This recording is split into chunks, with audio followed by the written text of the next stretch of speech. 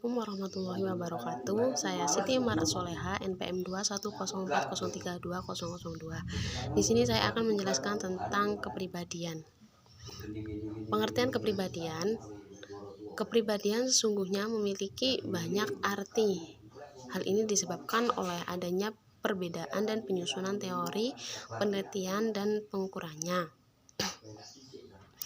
Kiranya patut diakui bahwa di antara para ahli psikologi belum ada kesepakatan tentang arti dan definisi kepribadian itu. Boleh dikatakan jumlah arti dan definisi adalah sebanyak ahli yang mencoba menafsirkannya. Kepribadian menurut pengertian sehari-hari. Kepribadian merujuk kepada bagaimana individu tampil dan menimbulkan kesan bagi individu-individu lainnya. Kepribadian seperti ini mudah dimengerti dan karenanya juga mudah dipergunakan. Tetapi pengertian kepribadian yang mudah dan luas dipergunakan ini lemah dan tidak bisa menerangkan arti kepribadian yang sesungguhnya. Sebab pengertian kepribadian tersebut hanya menunjukkan terbatas kepada ciri-ciri yang diamati saja dan mengabaikan kemungkinan bahwa ciri-ciri ini bisa berubah tergantung kepada situasi sekeliling. B. Pengertian menurut psikologi. Kepribadian menurut disiplin ilmu psikologi bisa diambil dari rumusan masalah beberapa teori kepribadian yang termuka. Di antaranya 1. Menurut Browner menyatakan bahwa tingkah laku manusia adalah gerak-gerik suatu badan sehingga kepribadian dapat dikatakan corak gerak-gerik suatu badan manusia. Tingkah laku tersebut kepribadian bersifat sadar dan tidak sadar. Hal ini dapat dilihat dari sudut diri manusia dan dari sudut lingkungannya.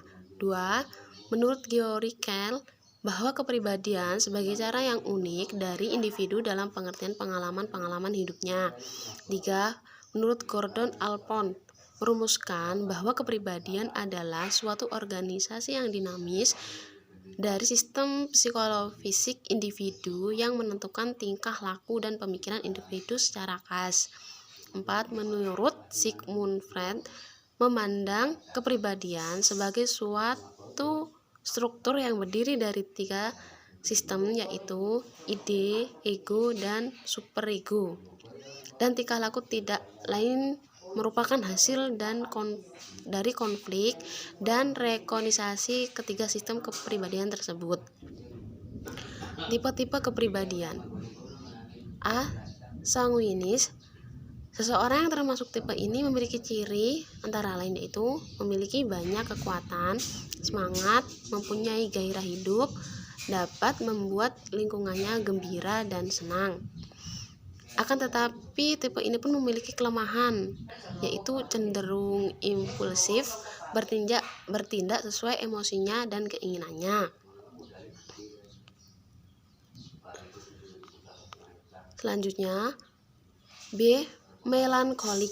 Seorang yang memiliki tipe ini memiliki ciri-ciri antara lain yaitu terobsesi dengan karyawannya yang paling bagus atau paling sempurna, mengerti estetika keindahan hidup, perasaannya sangat kuat dan sangat sensitif. Orang yang memiliki tipe ini juga memiliki kelemahan, yaitu sangat mudah dikuasai oleh perasaan dan cenderung perasaan yang mendasari hidupnya sehari-hari, perasaan yang murung. Oleh karena itu, orang yang bertipe ini tidak mudah untuk terangkat, senang, dan tertawa berbahak-bahak. C. Cholerik. Seorang yang memiliki tipe ini memiliki ciri-ciri di antara lain yaitu cenderung berorientasi pada pekerjaan dan tugas, mempunyai disiplin kerja yang sangat tinggi, mampu melaksanakan tugas dengan setia dan bertanggung jawab atas tugas yang diembannya. Orang yang memiliki tipe ini memiliki kelemahan, yaitu kurang mampu merasakan perasaan orang lain, kurang mampu membanggakan rasa kasih kepada orang yang sedang menderita, dan perasaannya kurang bermain. D.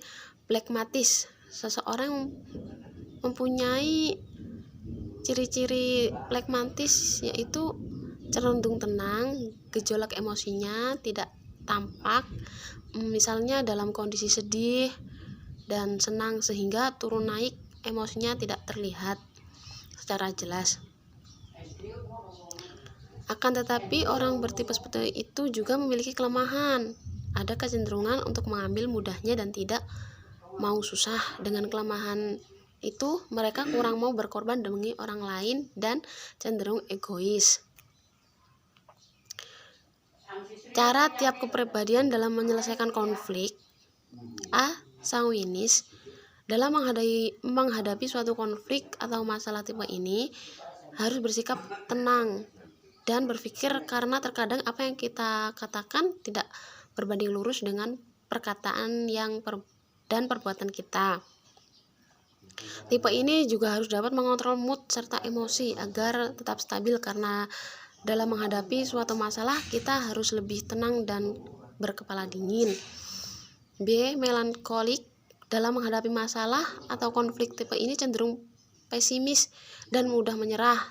Tipe ini harus lebih percaya dengan dirinya dan menghilangkan pikiran-pikiran negatif yang ada, karena itu hanya akan membuang waktu. C. Kolerik.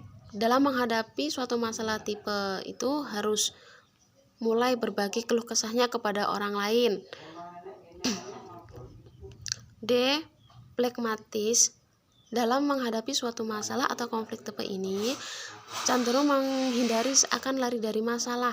Tipe ini harus terbuka atas apa yang kita rasakan atau apa yang ia tidak suka. Jadi dari kesimpulan tersebut, kepribadian bisa dipahami dari dua hal.